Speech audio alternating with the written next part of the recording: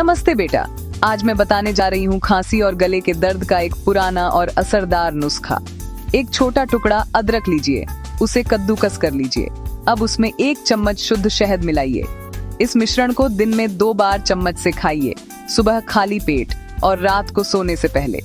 ये गले की खराश को तुरंत राहत देगा और बलगम को भी कम करेगा। याद रखिए, ताज़ा अदरक और असली शहद ही इस्तेमाल करें।